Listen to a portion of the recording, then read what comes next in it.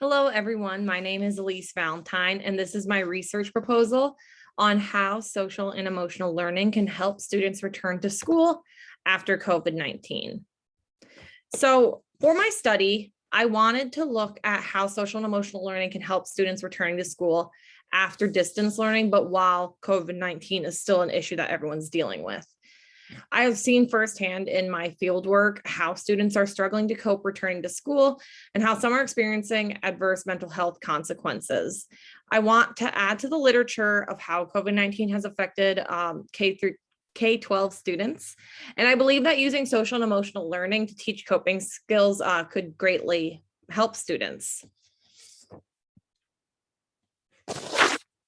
Research questions. My more action-based research question is, what is the effect that COVID-19 has had on the mental health of students? And my other research question is, how can social and emotional interventions help students deal with anxiety and depression upon returning to school after distance learning during COVID-19? So although this is a newer topic, there actually is a good amount of literature on it, but I'm starting my literature review with the history of social and emotional learning before I get into the newer topic of COVID-19.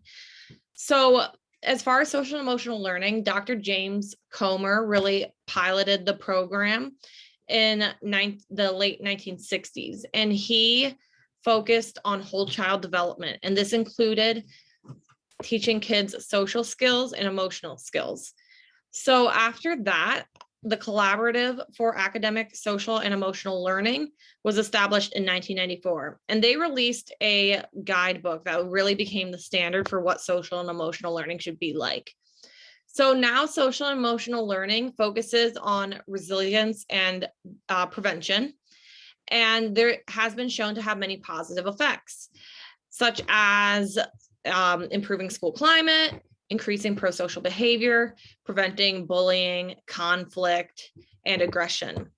Social and emotional learning has also been shown to increase academic performance as well as cultural literacy.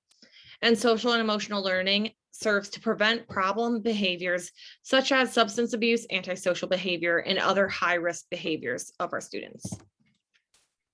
So there is also literature on social and emotional learning after disruptions and trauma. And social and emotional learning is beneficial as an early intervention after someone has experienced trauma. And within my literature review, I have found information on social and emotional learning after school shootings and really focusing on mass trauma. So like in the case of school shootings, it was found that early interventions helped students process their trauma and grief in a healthier way. And I also found mass trauma research with social emotional learning as far as like natural disasters, such as tornadoes or hurricanes.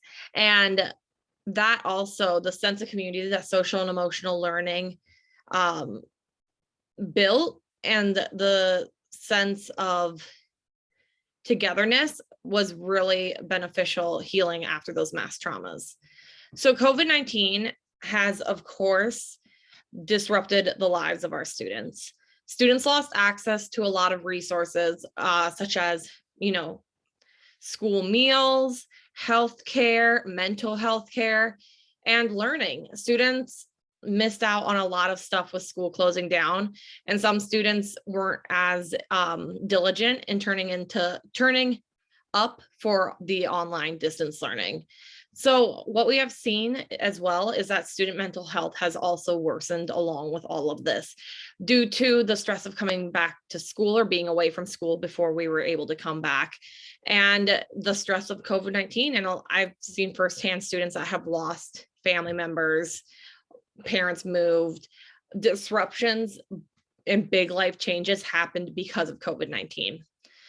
So with COVID-19, as well as with the other mass traumas, early intervention is key, and helping students process grief and process that trauma is the key to having social and emotional learning have as much success as it can.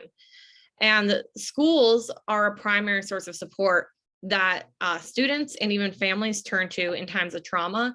And so schools have a unique opportunity to be a source of support for students during this global pandemic that is COVID-19. So for the methodology for my study, I am doing a descriptive study utilizing mixed methods. And my subjects are going to be 7th grade students from a history class. And my sample size should be at least 100. I'm working with one specific 7th grade history teacher, and she teaches 6 periods, around 30 students in each period. So I'm not sure how many students will turn in the consent forms, but I'm assuming that the sample size should be at least 100. And the ethical considerations for my study, I believe that it is of minimal risk. But of course, whenever you're dealing with questions about mental health and trauma, in this case, COVID-19, it can be triggering for some students depending on their experiences. And students will remain anonymous, and I will be collecting demographics, but no other personal or identifying information will be collected. And the limitations of my study is that it is a small sample size from one school. So it's really a snapshot about one specific area, one specific school, and how those students have been affected by COVID-19. But I believe that all students have been affected in some way, some more than others. So this study isn't going to be generalizable to the whole country or the whole world, but I feel that it can give us a good idea of how students are dealing with COVID-19. So for my data collection, I will have 3 surveys, but they will all be on one Google form, and they will all utilize Likert scales and have additionally 3 short answer questions. So the 2 scales I'm using for mental health that are established already are the generalized anxiety scale and the depression scale, the PHQ-9 and the GED7. And these are already established scales with a point system that indicates levels of depression or anxiety. And then I will personally be putting together my COVID-19 survey with questions about COVID-19 and the experiences that students have had because of COVID-19. And then 3 short answer questions that I have to allow students to elaborate on how COVID-19 has affected them. And for my analysis of data, I'll be doing 2 different t-tests. So I will be looking at the relationship between the GED7 anxiety scale and the COVID-19 survey to see if high scores in one are related to high scores in the other. And the same thing with the PHQ-9 depression scale. I will also be putting that against the COVID-19 survey to see if there is a correlation with high scores.